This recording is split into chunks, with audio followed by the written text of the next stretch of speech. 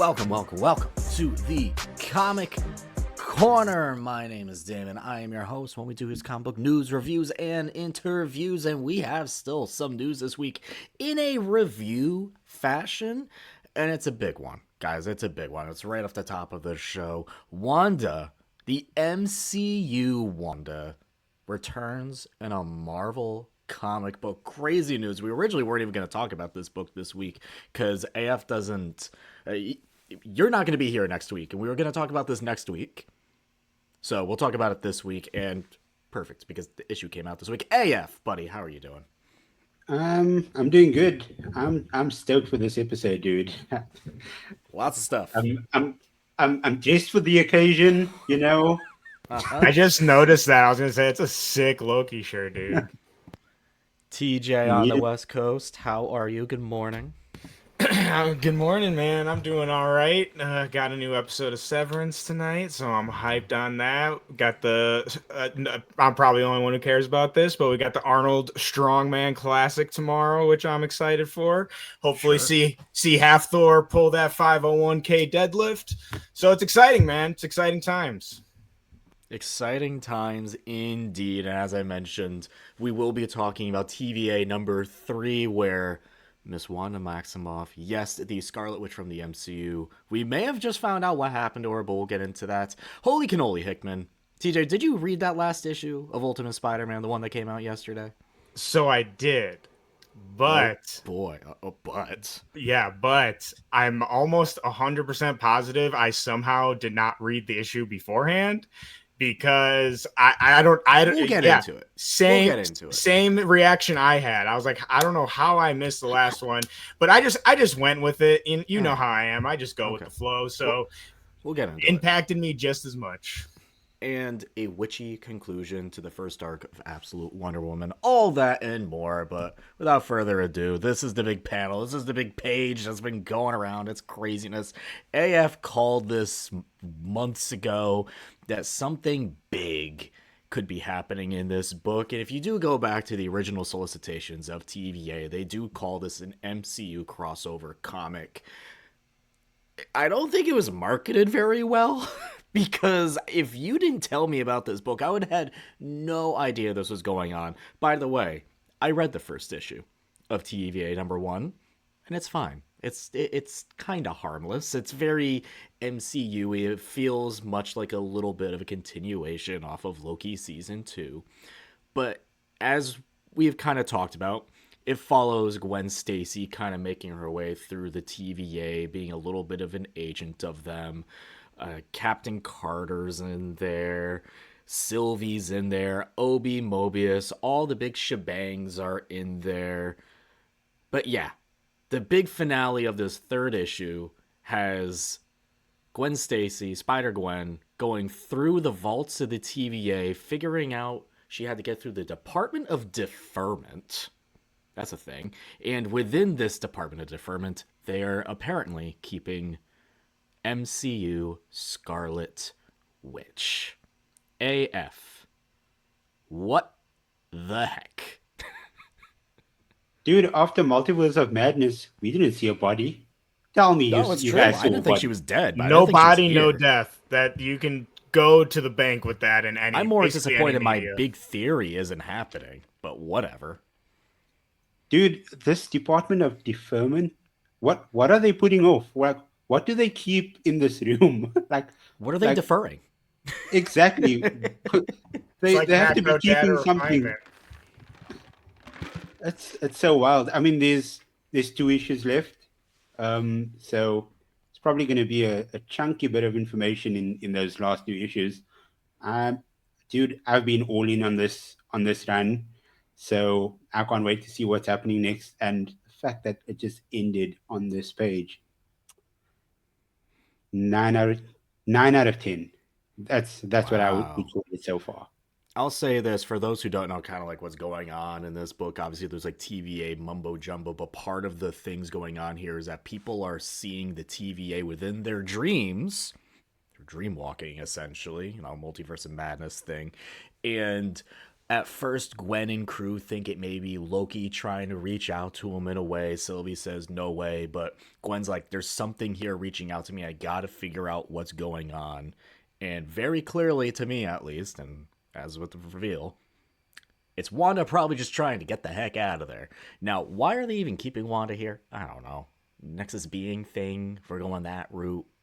I don't know. Again, I'm more disappointed in it all that my big theory that Wanda's just like probably out there in like Latveria, Sokovia, whatever, just not even knowing who she is, and we're gonna go Children's Crusade route. Maybe now Children's Crusade becomes like a TVA type of show. Who knows? But yay! Sure, MCU in our comics, but not done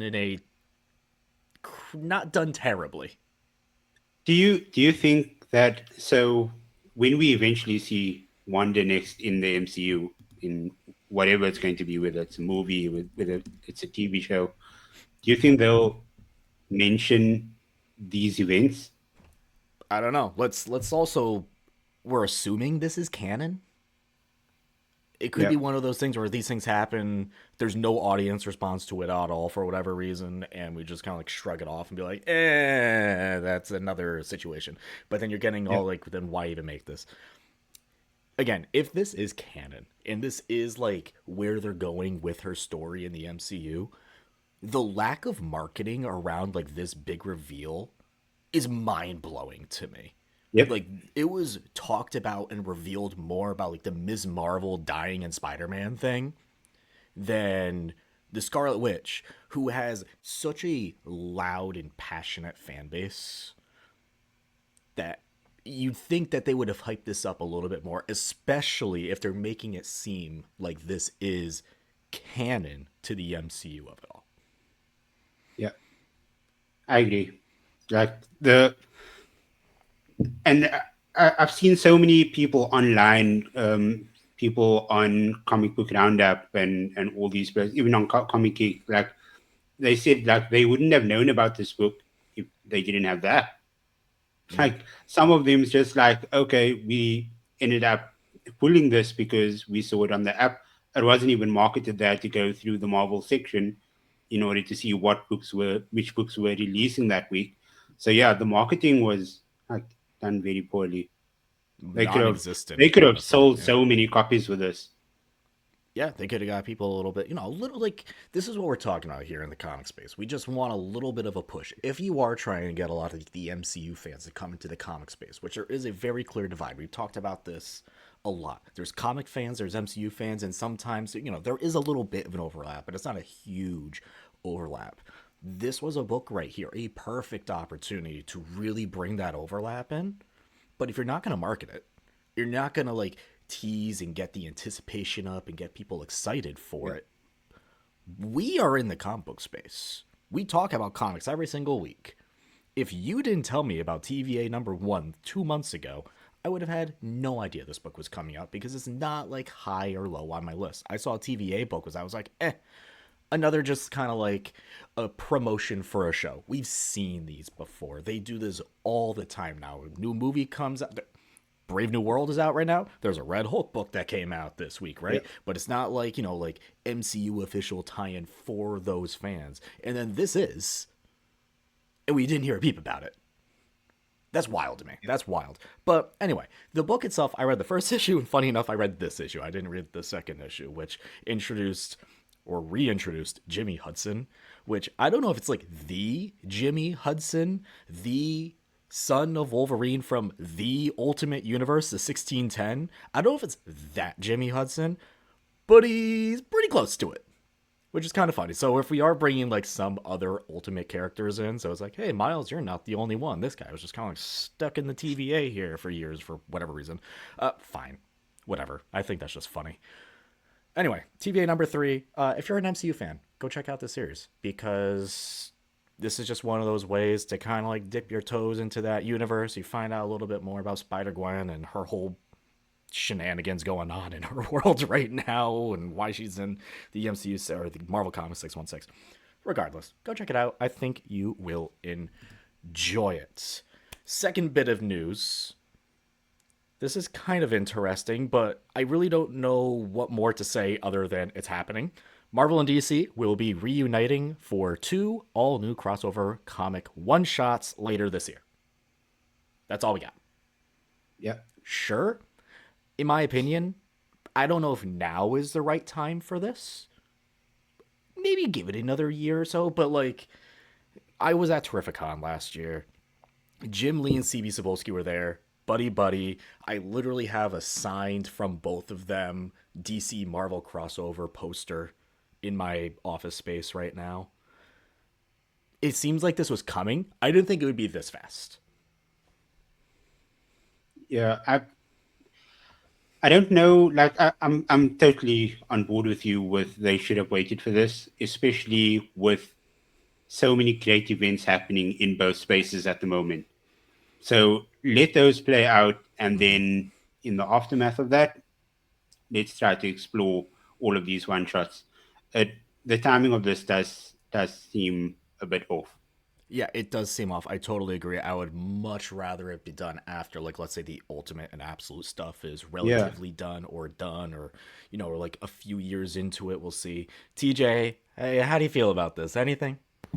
I think it's exciting, Okay. honestly. I really didn't think about the timeline thing until you guys just brought it up, which I definitely agree with. And I mean, this just is my crazy brain going, but it would be really cool if they somehow could have like tied in the ultimate absolute stuff to like kind of make the crossover, you know what I mean? Like link that a little bit. I think that could have been cool.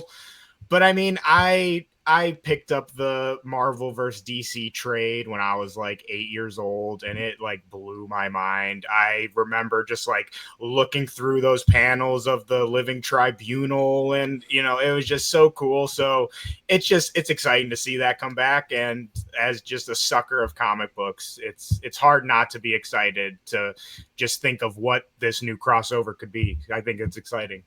Personally, I don't need it to be another this character versus this character. We've seen those happen.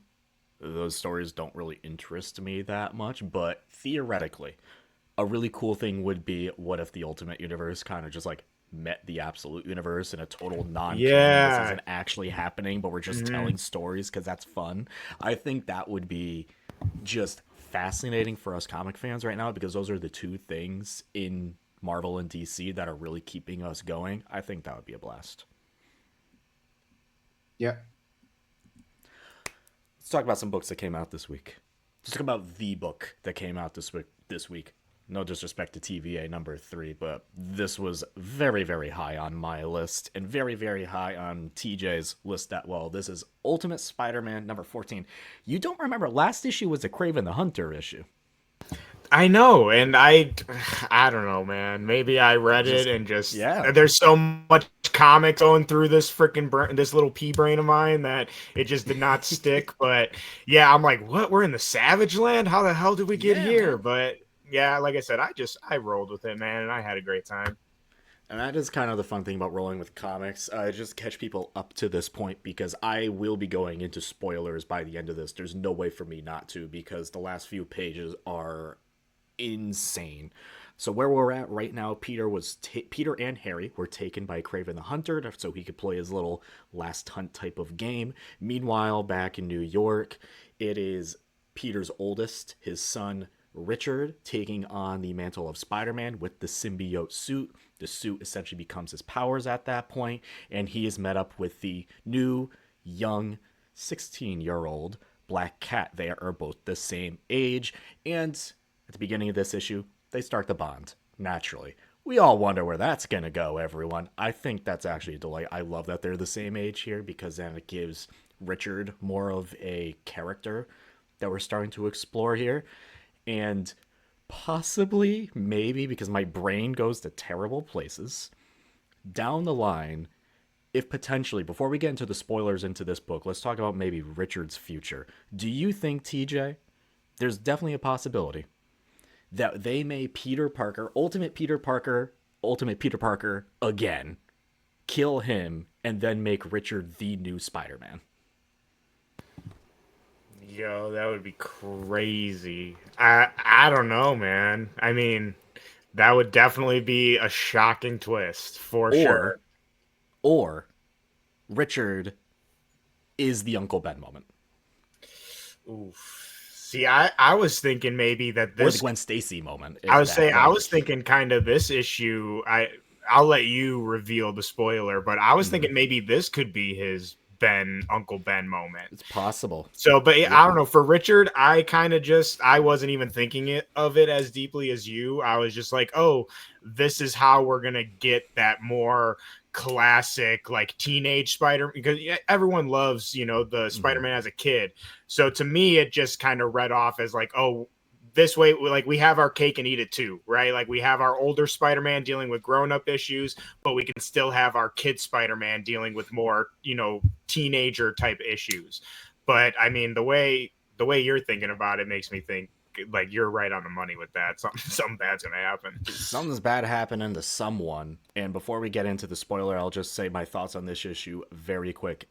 Fantastic. It does start, a little slow, a little Savage Landy, a little strange because you're in the strange world and you're just kind of anticipating the entire time, at least 2/3 of the way through it. Where are we going with this? Where are we going with this? What's going to happen? We know he's going to get out in some way, shape, or form, but how?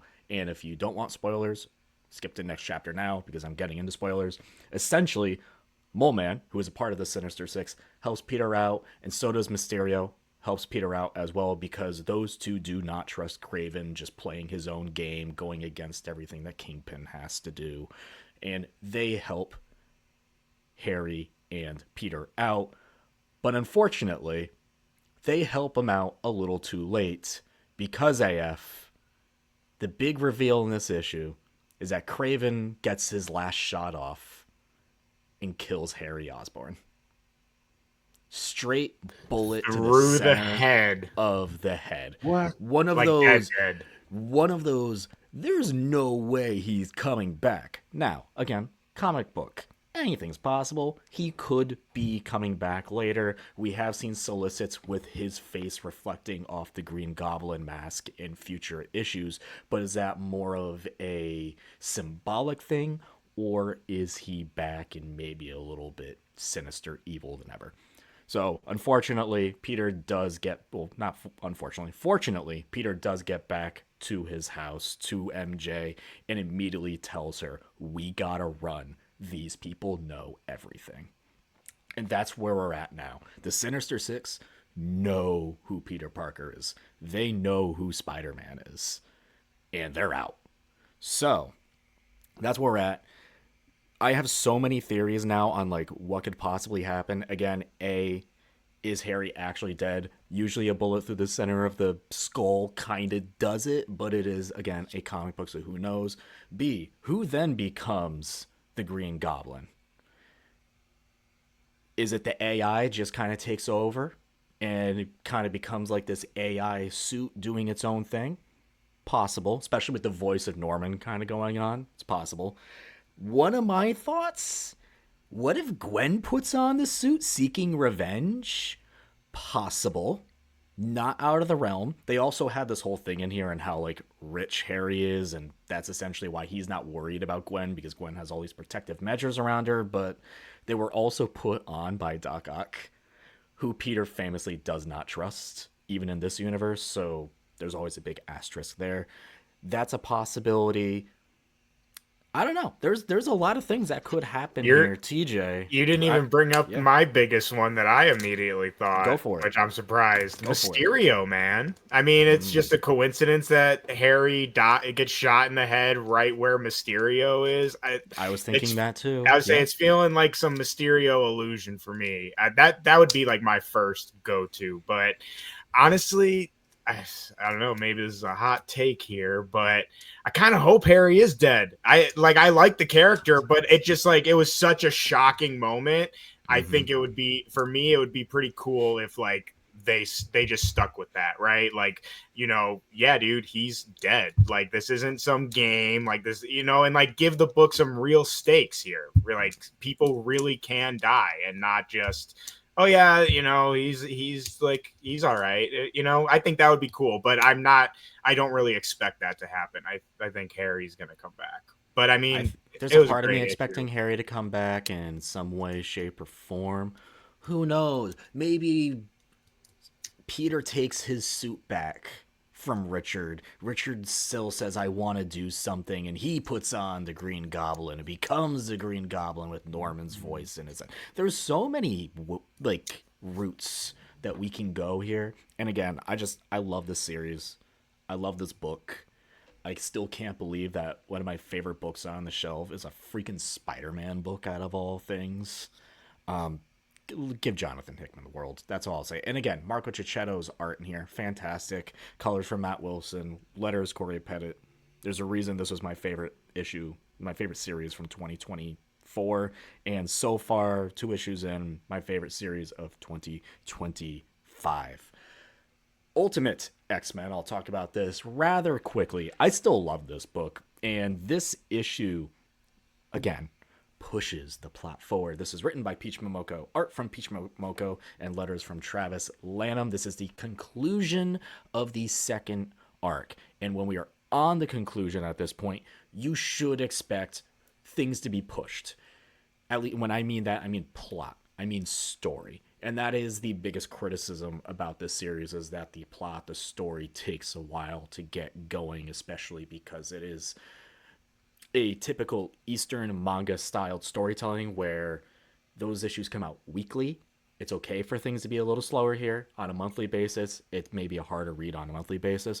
But what they did here between Hisako, who is Armor, and Shadow King, what they made her armor, what they made the little trinket in this story is not where we expected it to be, especially from the very first teaser image that we got from this whole series that looked body horror, but in a way it is horror, but a sociological horror, a horror amongst kids in schools.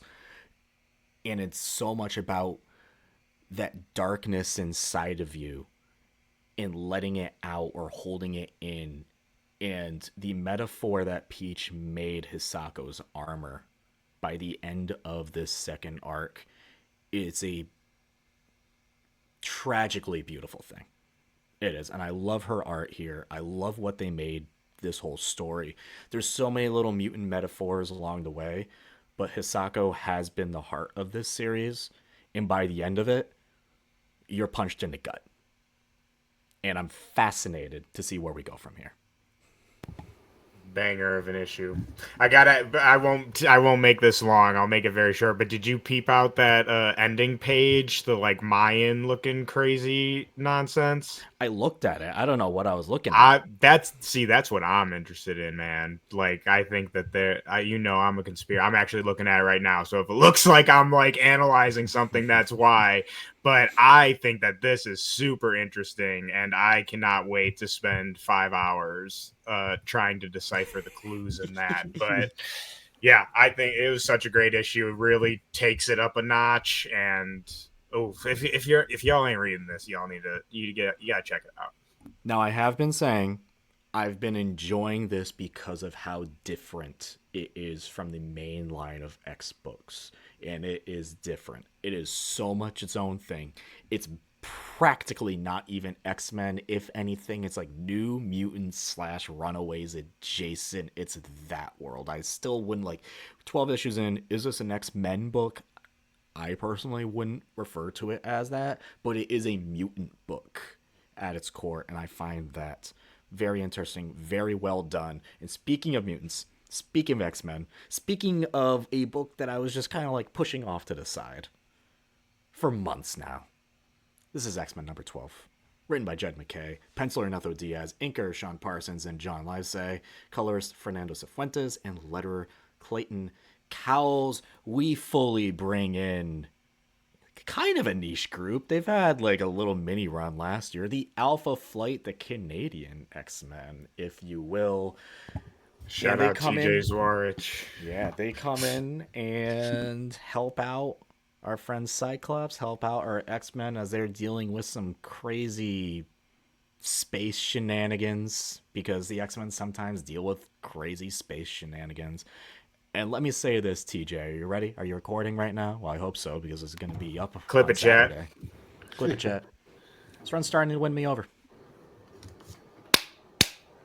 Let's This go. was a fun issue. You gotta listen to me more often, No, man. this was a You know, fun issue. trust me. Is this like groundbreaking, like high quality? I hate to say high quality, like groundbreaking major X-Men story. So far, no. It's stuff I've seen before, I've experienced before, but it's fun. It's fun, especially Dude, when you bring an Alpha Flight in here. yeah. And again, I've been on a huge Magic kick. Never thought I'd see Magic give a little like Shaka Bro on her way through a stepping disc, but she did, and it was quite humorous. I got a good laugh out of it. Fun issue, fun issue. I enjoyed this. Yeah, I mean, like you said, it's just fun, man. You got space pirates, you're fighting big space monsters. You got my boy Puck, like just like ramming into people. It's excuse me, it's a fun time, man. I really love this run. I feel like it's definitely I mean, it's only been 2 issues since like the last arc, but definitely taking a more adventurous kind of turn in this newer arc where, like we talked about before, it was very much more serious with like Scott standing off against the government and all that. So yeah, That was a great issue. I'll say I love that too, but I also am always a fan of sometimes taking a little break and just having some superhero punchy fighty fun. So that's what this gave me, and I am loving this series. Yeah, this is part of like a 2-issue arc, and I love 2-issue arcs because you can just kind of pop in and it's like, hey, remember that one time this thing happened and it didn't take up like a quarter of a year's worth of time? It was just like, hey, this little thing happened, and that was a delight. So I enjoy this. AF for you, Jimmy Hudson, who we briefly talked about earlier. You know who his adopted father is? It is Do James tell. Hudson, who's Guardian Oh, Guardian of the Alpha Flight. So never thought we'd get 2 James/Jimmy Hudson Alpha Flight mentions within the same week of comics, but here we are. Quite something, quite something. Hudson And the boys big are out reveal here. at the end of this is, if you've been reading solicits, you know, but Professor X escaped from his prison and X Manhunt is next. So the next issue will be part of a multi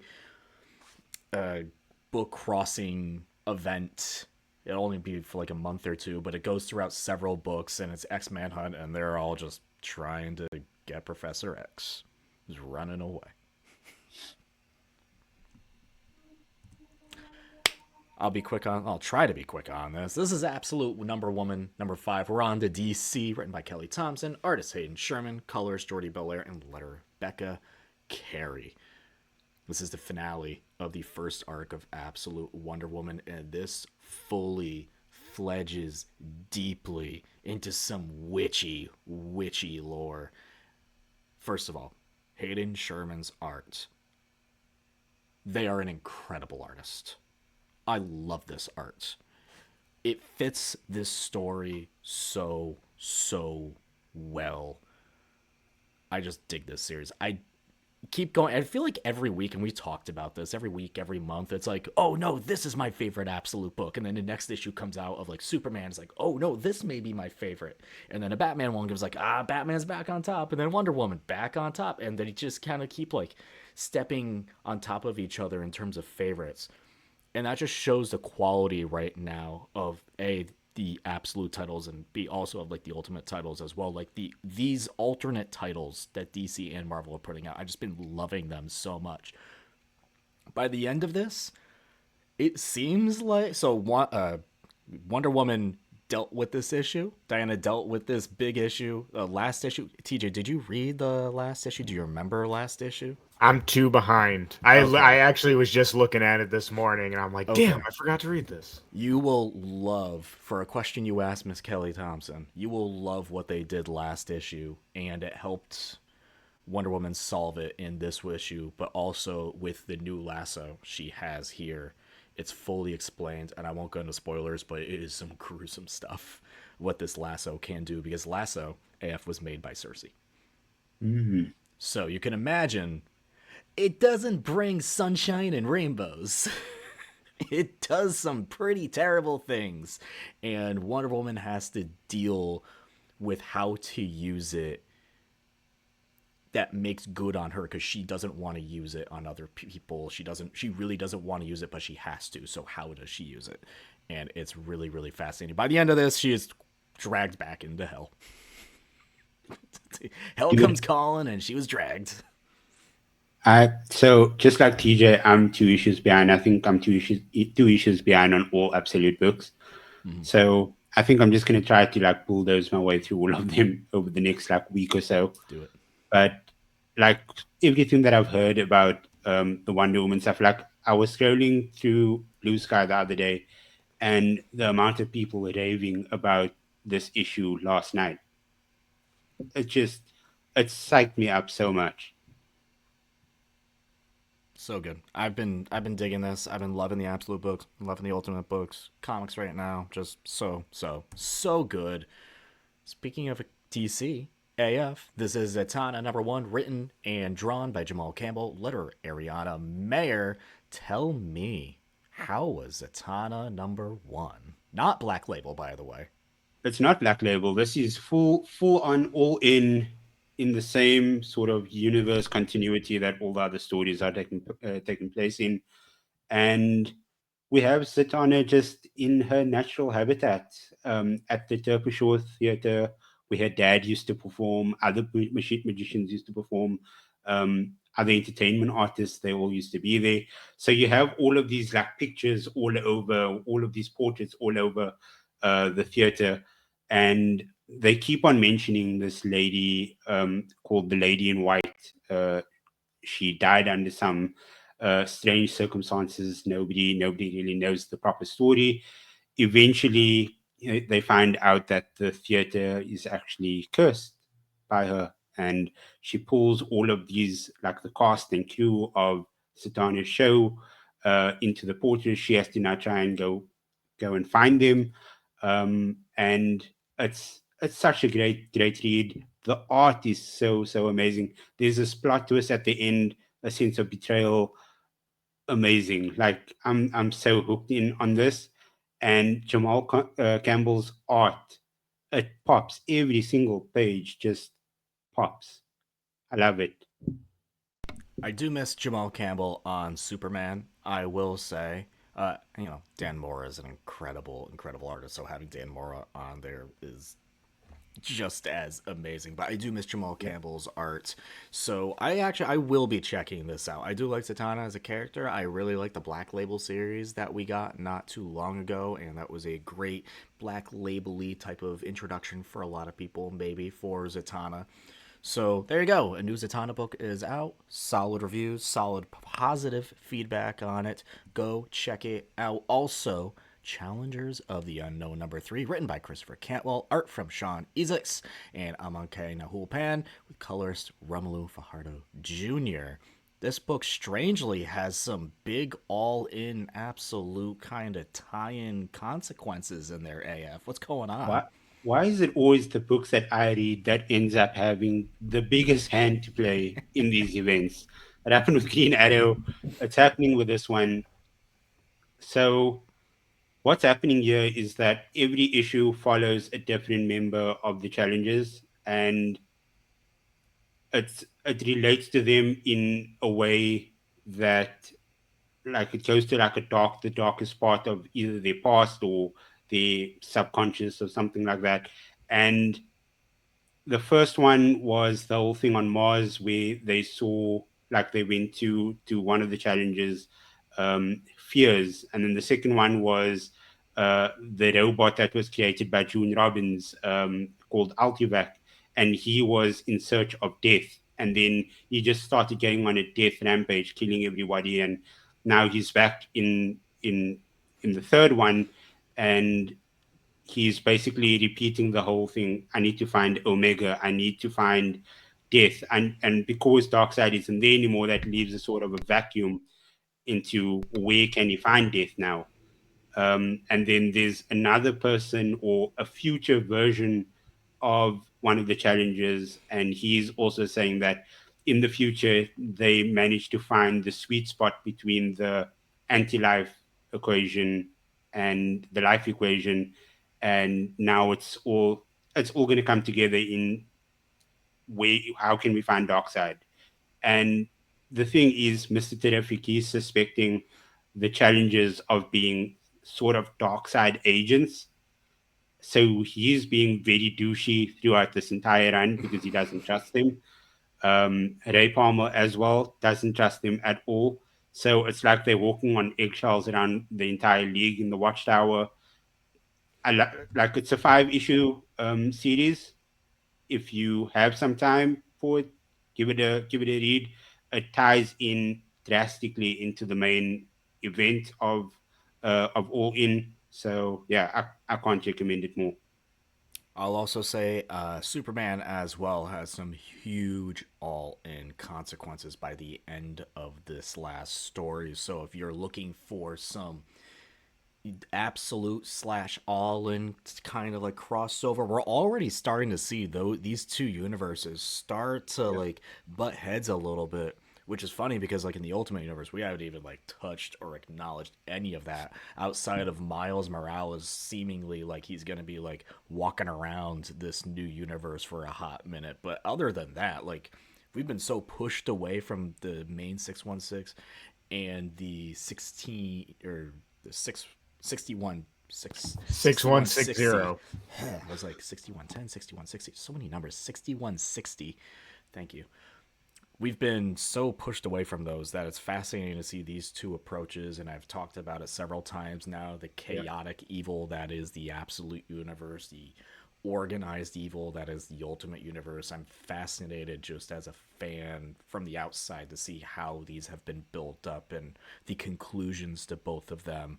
So go check out Challengers of the Unknown if you want some more crossover all in goodness. Hello Darkness from Boom Studios. This is Hello Darkness number 8. This is from a bunch of different writers, a bunch of different artists. This is their monthly horror anthology. This, unfortunately, was probably my least favorite issue of the bunch so far, which is unfortunate because last issue was like one of my favorites. It was like a Valentine's Day type of like love is in the air, but with like that dark, evil horror twist to it. This one, first story, very spicy, by the way. Very, very, very spicy first story from Margaret Bennett. So if you're looking for a bit of spice in your life, that first one absolutely does it. The big thing here is this is the conclusion of Garth Ennis's story with Becky Cloonan. And AF, I know we mentioned briefly, but off pod that you missed a few issues and you're like, what on earth happened here? I feel a little bit of the same way with that, but that's also because there's been a couple months where that story wasn't in that issue. So it's kind of like, what happened again? And I'll say this on that story. That story I loved. It was real world horror. And then after essentially like the war started, it went off the rails for me a bit. But the art in there, Becky Cloonan, fantastic. I really loved the beginning of that story. It did go a little bit off the rails, but the beauty about anthologies. Next month, all new stories for everyone. That's what I love about them. That's what I love about them. Same thing. Robert Hack's little, one shots in here, also fantastic. Really dig those. I think R.L. Stein is next month, so go check that out. Next week's pulse. I'm already looking ahead to next week. I got a few books on here. The Ultimates, number 10, highest on my list. Scarlet Witch, number 10, the conclusion of the second volume or third volume of Steve Orlando's Scarlet Witch run. TJ's shaking his head because, yeah, baby, we got to renumber everything. Always, all the time. We have a new Doctor Strange book, Doctor Strange of Asgard, because Mr. Stephen Strange is just having an identity crisis now that he finally lost the title of Sorcerer Supreme to Doom. And yeah, let's go to Asgard. Why not? And Birds of Prey, number 19 from Kelly Thompson. AF, I know you won't be here next week, but what will you be keeping an eye out for? So because I'm not here next week and Spider-Gwen 11 comes out next week, I'll probably be speaking about that in 2 weeks' time. But in 2 weeks' time, it will be Absolute Superman as well, number 5 that comes out. But my most anticipated book during March, Absolute Flash. And Yes.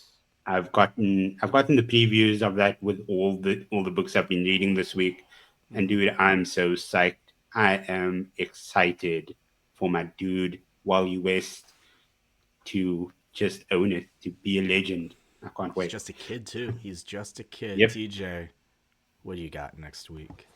Well, I gotta say, I'm super excited about Absolute Flash, like AF is. I think that's gonna be great. But I also have Immortal Thor 21, Space Ghost 10, which I feel like I said that last week. You So did. I don't know if I like, yeah. So it's gonna be next week. But Space Maybe got Ghost pushed back a 10, week. It happens. yeah. Comics. And Wolverine #7, that's a book I think people should check out. It's really been interesting with this new adamantine whole deal. Excuse me. And then NYX #9. I've been raving about NYX. It's one of my favorite from the Ashes titles, and uh, unfortunately, it's going to end at #10. So while that's super sad, the book's great. So I urge everyone to go check it out. It's #9, so we're going to have one more after this. And yeah, also I didn't even know about Doctor Strange of Asgard, so I'm for sure picking that up because anything happening in the Golden Realm, I got to keep up to date with. You're just like, what is this guy doing here? Yeah, I heard about it like a while ago, but I totally forgot that it was coming, so that's exciting for me. What is this guy doing? Get out of here. You did your Doctor space Strange, you adventures crazy. already.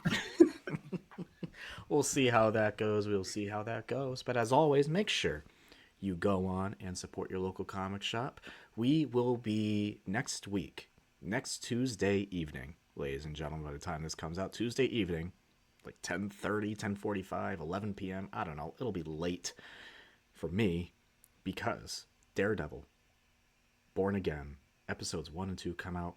Go check out our live reaction. We'll be doing a live reaction right here on the Agents of Fandom channel. It'll be myself, TJ Zwarich, and a few guests as well, breaking down everything that you just watched, because I am so excited for that show. And also, I put out a quick video. It didn't get a lot of views here on YouTube, unfortunately, but I put out a quick video. If you're looking for some comic recommendations for going into Daredevil Born Again, Daredevil Born Again, Frank Miller. If I don't say that, I think I'll be taken away by Daredevil himself to Hell's Kitchen, and God knows what happens if I don't say that run ever. Charles Soule's Daredevil run. This series has heavy, heavy, heavy Charles Soule influence with the Mayor Fisk of it all, with the Muse of it all. Who knows what else of it all? And also, my all-time favorite Daredevil run. I'm putting it out there. It is my all-time favorite Daredevil run. Chip Zdarsky's Daredevil run. The first volume of it going into Devil's Reign, it continues the Mayor Fisk plot and finishes the Mayor Fisk story with Devil's Reign and what happens to Fisk after that. And then it goes into his second run, which gets more into like the mystical elements of Daredevil. So, with that being said, go check out that live reaction. Go read some Daredevil. Go support. Go to your local comic shops. And until next time.